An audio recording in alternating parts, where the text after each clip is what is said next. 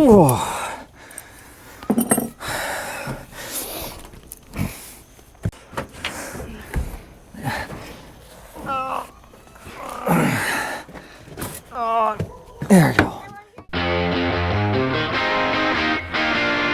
Good evening, morning, or whatever time of day it is to those wasting time away on YouTube, and welcome to episode 3 of the Alumacraft Queen Merrie series. It's been a bit since the last couple of episodes where Brock towed the boat home and rambled on about its history and current condition. If you haven't seen those, you might want to check them out. We still have some boring unpacking and prep work to do on the boat, but for today's episode, why don't we get into seeing if these 1974 Johnson 50 horsepower outboard engines will still actually run? Sound good? Great. Now that we've got Retrograde's budget film crew loaded up and ready to go, we can get started. Aim it at me. But here, hold it. Then you can't turn it off. There you go. See? Look at that. What button you press, Daddy? Got a strap. Failure. Don't push any button. 50 to 1 for 3 gallons of gas. Why is it so quiet?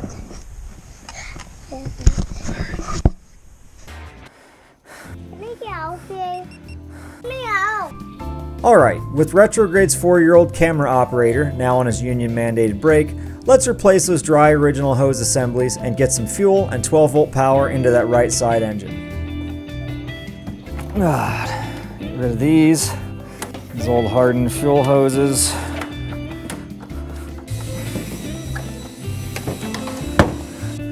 Nice and original, but old and hardened. Huh? I got you. Perfect. Now see if you can find me the other one, like under that seat cushion. Under the seat cushion. No. Hey, the back seat. The back seat. The back seat. Toward the back of the boat. Look under the red seat cushion. The red seat cushion. Underneath. Yeah, that's what I need. There we go. Okay. There we go. All right, give me the other one out. These aren't as nice as the original, as nice looking as the original period correct ones, but they are pliable at least. So that's a good thing.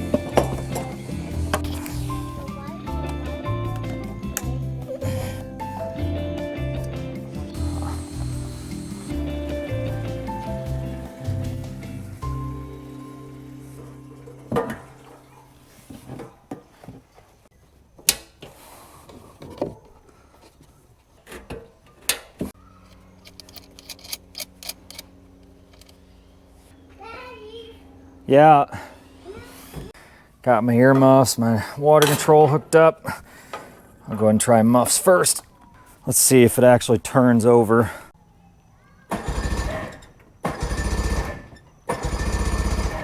Yeah, that's it. There we go. That's good at least. Go ahead and prime it up. All right. She feels good and solid.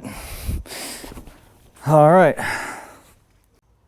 So let's see, I think we're ready to try firing these 50s up. I was going to treat each engine to 2 new spark plugs, but unfortunately we're running out of daylight. This is how it always goes when I try to do stuff after dinner. And I'm sure they'll run on what they have, and I'll put the new plugs in it before I go out. Last time these motors were run was back in 2017 or 18, I'd say. I know it was a couple years before the COVID craze started. Last I remember, we got that boat out. It had sat for a while, and we'd got it out because my dad had hit a reef with our main boat, which is fiberglass. And he had to do some nice repair to the bottom. So we pulled this out for a day or so and ran it. It was a little hard to start last time. I remember it wasn't really good about getting power. And I had to keep pumping the fuel hose from what I recall. I'm gonna hope those new lines fixed it with the new primer bulbs, but if not, I've also got brand new OEM fuel pump assemblies and carb rebuild kits as well. So I'm gonna see if these things fire up. I'll start with the right, turn the water on, and then go with the left. I think they'll go. I don't think I'm gonna have any issue, but let's see.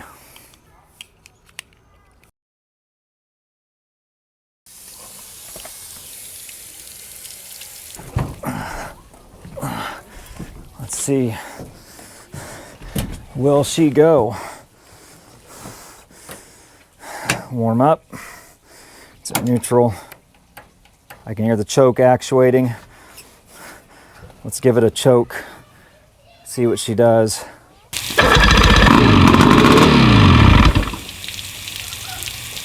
Enjoy that, kids. Let's try it again.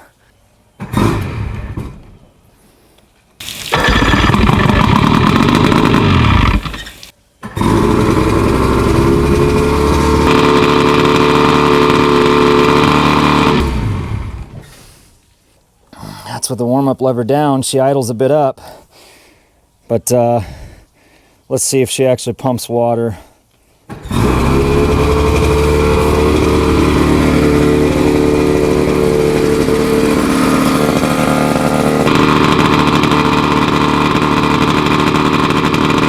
Not quite. Huh. Thought that's where you put the muffs. Maybe I'm wrong.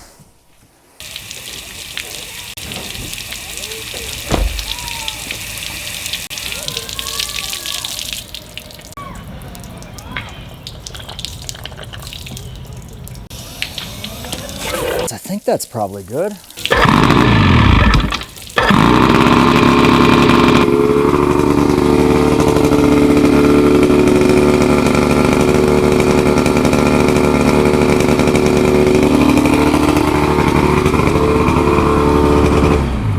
Didn't like that. Maybe I need to put it on this side.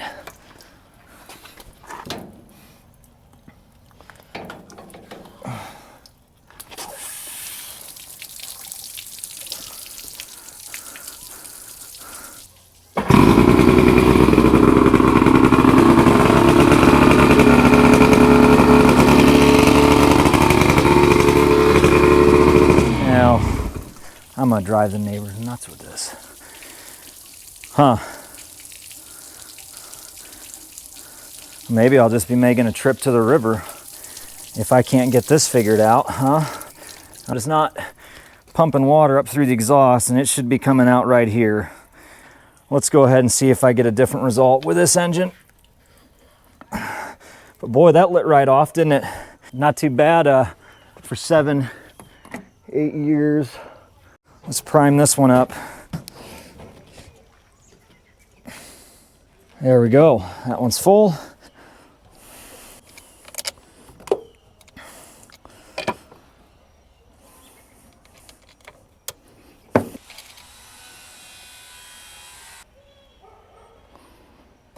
All right. Let's see if this one lights off.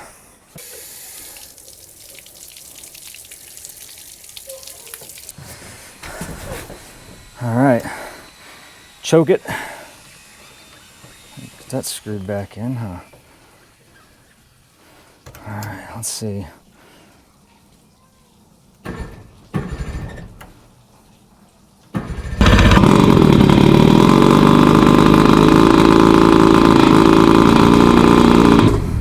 Boy, that lit right off too. Let's see if it starts back up with no choke.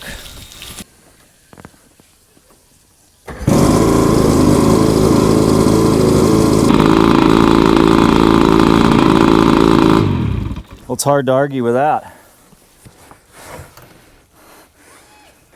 See if it actually gets water pumping up through. Oh!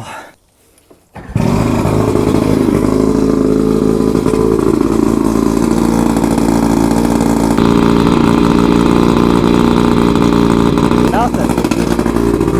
Absolutely nothing. Well, it appears that the muffs are not getting me any water, but the good news is, and I don't know if it's I'm not doing something right or if both of my water pumps are shot. You know, I was going to put new ones in anyway. I've got new OEM ones, but I I don't know. I'm kind of surprised. You know, they've pumped water every year. I know that people say to put new water pumps in, and it is a good idea. You certainly don't want to blow the motors up, but I think we've ran these plenty beyond what they should have had pumps, and so far we've never had an issue with it. So maybe they're both shot. I kind of expected them to pump, but again, I'm not a big fan of the ears either for certain things. Sometimes they work, sometimes they don't. These motors are definitely idling high because the jetting's off with the exhaust not being in water. Okay, so I know I'll get the run them in a barrel comments, and no, I'm not storing a 50-gallon drum in my garage and filling it with water every time I run something. However, I did have the idea previously on hanging a cheap 8-liter Walmart dry bag and using it as a water source for smaller outboard testing, and it actually works out great so far the times I've tried it. I also purchased a 20-liter bag as well, which was the largest size I could find, so let's see if that helps out here. Not only do I not want to let these run with no water if it's not getting into the pump through the engine properly, these things are also louder than sin. Fun to scare the neighbor kids the first time they start, but they're just obnoxiously loud, especially as it's starting to get dark. So one last try, I can try my good old water bag system. I don't even think it's going to fit, but if it does, it's probably just going to blow water out the top. But let's see if it actually fits. I highly doubt it. Oh, yeah, no, I don't think that's going to go. If this does, I will be shocked.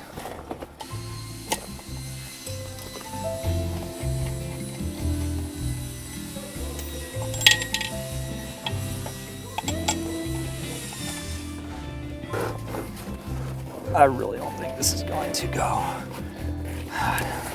Yeah, that's so big, there's no way. It's not the length that's the problem, it's the girth. Huh. I'll be damned. Ah, shoot. Yeah, so I'm so used to motors older than even these 74s that I forget at times these engines have thermostats in them, and I believe do not produce a full mist of water out of those exhaust outlets until the engine is warmed up. There are also no telltales to check on these engines either, at least to my knowledge. On a related note, these engines also have hot horn alarms that sound off in the controls if the engine exceeds a safe operating temperature. Honestly, I think this is the first time water muffs were ever used on these engines. At the family's Canada cabin, they were either run in the lake or dry fired on the trailer. I know. But those pumps may have never been replaced, and if they were, to my knowledge, it was probably back in the 80s or 90s. And that boat was pulled out year after year after year and ran hours down the lake without ever showing cooling issues. Yeah, now thinking more about it, probably just a good idea to throw in some new impellers and check that box for some good peace of mind. And now, back to your regularly scheduled programming to wrap this up. I think that's it. I know they both run. They fired up with choke on the moment that key turned. It's hard to tell how they run until you get them out in the water and get on it. It's getting dark, so I'm gonna go ahead and put it away, and I guess we'll see you next time.